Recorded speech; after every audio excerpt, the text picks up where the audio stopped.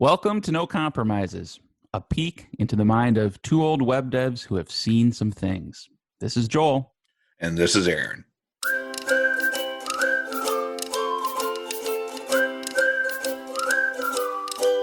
Recently, I was handing off a project, and in this case, I wasn't handing it off to another developer. I was sort of handing it back to the client because it was going to go on mothballs for a while, but I wanted them to have everything they needed in case they wanted to resume the project and I was not available. So going through that exercise, now this is an older project, going back 5-6 years now. My practices have improved since then, but I found some gaps in what I had already documented. And it took me some effort to dig some of those things back up to put it back together. So I thought it might be an interesting topic for us to talk about today. Any tips or tricks on running a project with an eventual handoff in the future that it's hard to predict when it might happen? I think that's a good topic. I would say that I want to just extend it a little bit, or just change it a little bit, and say not only handing it off, but just coming back to it yourself later. Or, yes. Yep. And let's be honest, just coming back to it right away. There's many times that I've done something and then let's just say I destroyed all my Docker containers in a fit of rage. And then I was like, wait, what did I do to get this running again? Right. Yeah. No, I think that's fair. That's in scope for this discussion. It ties in well with what I had in mind. I thought maybe even kind of starting, as developers, we focus a lot on the technical aspects, but there's stuff involved in a project that isn't really like code or Docker configurations. There's like, where do you host the site? How was that provisioned? Who owns that site? How do you grant access to the server? Oh, how are you sending mail? Is that going through this service or that other service, or any number of different things? And trying to recreate all those steps. I've been that guy inheriting the project where none of this was documented, and that's a lot of trial and error. So having that all in one document is a huge win if for the next person that picks it up, whether that's me or some other dev in the future. So where would you put that kind of documentation? Yeah, I've experimented. So in this particular example, I actually it's in a readme.markdown file in the root of the project that I'm handing off. But if it's an active project and it's on GitHub or a place that has like built-in wiki functionality, that is a nice place to put it, because then it's with the code. Then you hand off one thing and it belongs in there. It lives in the same spot that the code lives in. The place that's a little tricky is sometimes there might be things you want to capture and document that are sensitive, passwords, access to accounts, things like that. And so that clearly wouldn't go in the wiki. I generally use a password manager locally. And the biggest thing I do is I never hold the main credentials for something. So if a customer is going to host a site on AWS, they set up the AWS account and invite me to it. So I'm never left holding any sensitive credentials that are really for their account and their account only.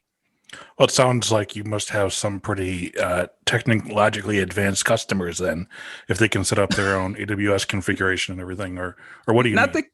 Not the configuration. So I have a bunch of documents that I've captured over the years for how to set up an AWS account, how to set up a DigitalOcean account, how to invite me to your DNS provider, things like that. So GitHub, those sorts of things, I've had pretty good success with relatively non-technical clients being able to create an account and follow my steps to click the buttons to invite me to their account, with full privilege access, generally as an administrator or owner or whatever that platform calls it. But the main thing is I don't want to know their AWS password, especially when they use their personal Amazon account and it's tied to like their full purchase history and Amazon Prime videos and all that sort of good stuff. So it's a nice level of insulation.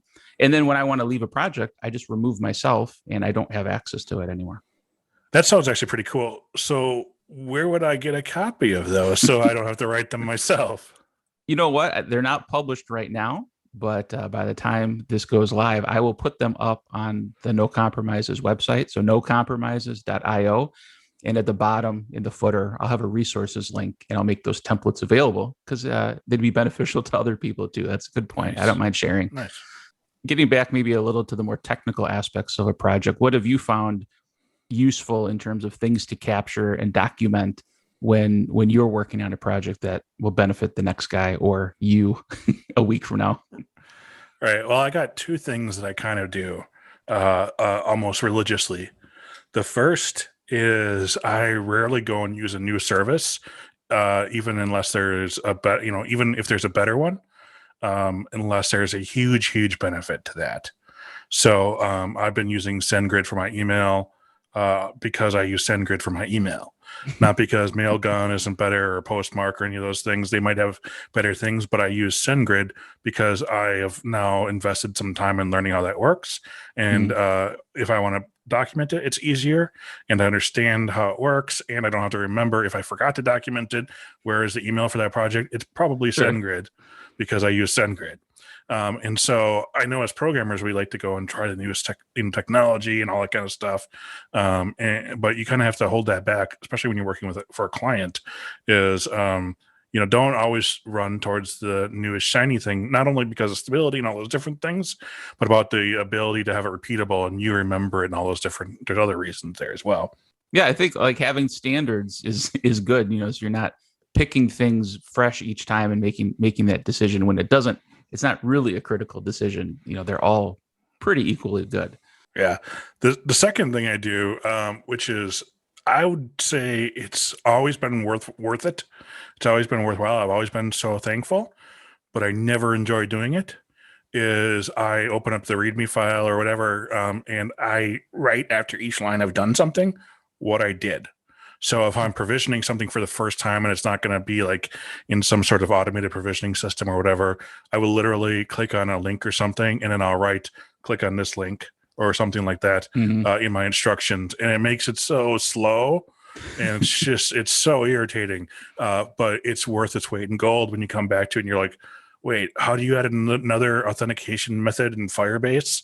Oh, let me look at my first list of how I did it. And you click that, and you click that, you click that. Yep. I mean, especially with something like Firebase, it's going to be like 80% accurate. They've changed it probably by the last time you've gotten in there, but it's the one thing that I learned to do that I'll be completely honest. It's irritating, but it's so worth it.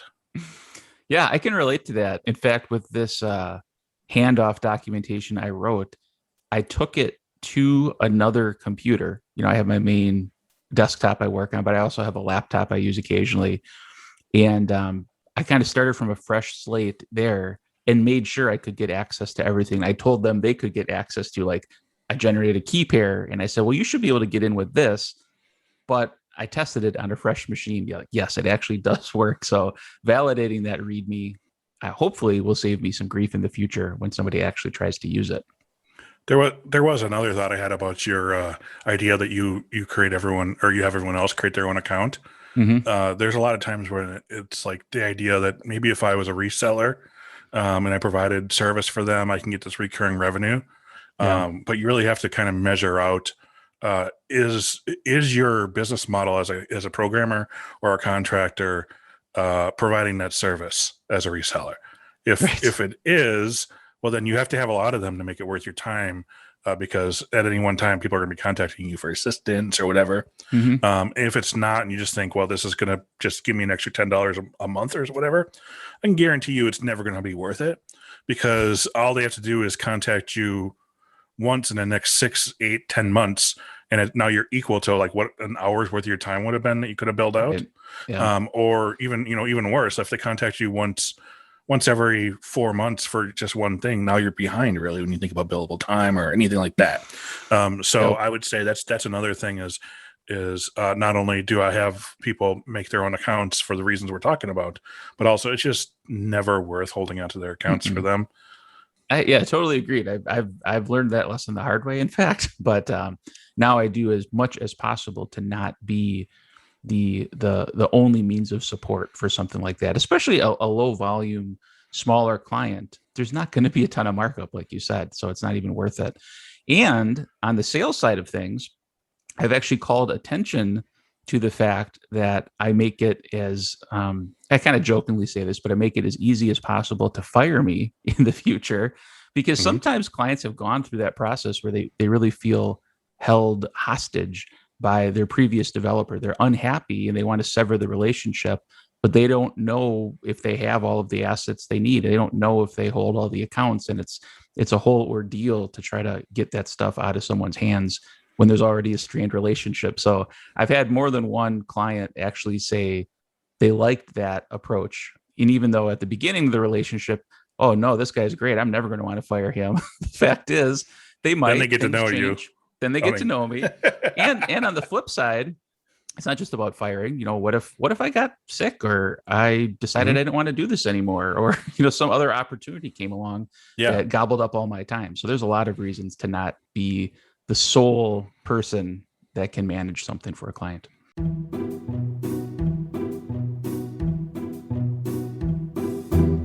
One of the things I think is a little weird is the object of golf is to play the least amount of golf.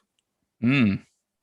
Is that kind of weird? Like there's a thing where it's like, yes, if you do less of me, you've done better.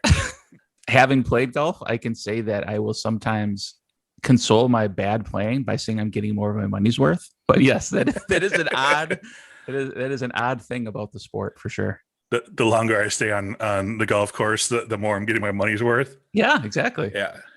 I actually know that. I worked as a groundskeeper at a golf course Okay. as one of my first jobs. And I can tell you, man, there is some weird experiences I've had there. And I was a young man, so I was really I thought I was smart and I was a little bit of a jerk. But one of the things we had was an issue where people would be playing, they were on the green, and someone hits a ball and it lands near them. Mm. And so that happened one time. There was like a dad and his kid were playing, and then some guy hit something really close. And I was waiting there with the greens mower, with the really soft wheels. And I was just so irritated. And so I jumped off the greens mower. I grabbed his ball, picked it up, which is a no-no. Oh yeah. And I drove back to him. And I don't think he knew what was going on until I got closer to him. And I handed him a ball. I said, "You don't hit while there's people on the green." And then I turned around real fast, and I'm going to go back to the green. I'm driving as fast as I can. I hear the ball. He hits it, and then he Oh starts boy. walking. He starts walking. And mind you, greens cutters are made specifically to be really nice to grass. Mhm. Therefore, they also go very slowly. So Okay. he hit it, and then he walked past me as I was angrily driving back to the green. And he was like, "Okay, just that guy." And I'm like, "Man, this is the worst thing." But I got hit by a Oh. ball once, Okay. because and this was we had older equipment, so it couldn't necessarily it didn't have those special seats that would tell you if you could fall off or get knocked off or Okay. get off. So I got hit in the side of the head with when I was doing the mowing for the rough. I got hit in the side of the head and knocked me off the tractor. When you do the rough mowing, it has those pull behind ones that are like old school mowers. And so I got knocked off, and I'm laying there, and then it just keeps going. And then two of those things run over my legs and like cut them all up. And I'm laying going, "Oh!" And then I realize I now have to get up and run after the tractor to stop it Oh with all boy. my legs bleeding and everything, just because someone hit me in the side of the head with a golf ball. That's a double whammy. That's what you call that. But yeah, it's funny too, because people like would pretend like we didn't know what was going on so many times. They come back with a golf cart Mhm. and be like, "Oh, I don't know why it's suddenly not working anymore." And you have to smile at them and say, "Oh, just take another one." Ha ha ha. And then you go and you take it back, and you put it up on a jack, and there's like a full willow tree wrapped around the axle. You're like, Okay. I know what happened. You went through the marsh and you it got stuck, and then you're like, I don't know what happened. Just say what it was. We're gonna give you another one, but don't surprise me with the whole willow tree. By any chance, did this golf course establishment serve alcohol to the patrons as they were playing the sport? Oh yeah, yeah, Okay, yes, it did. There because was yeah. that certainly is an impact on how well they played and the sorts of damage that probably happened.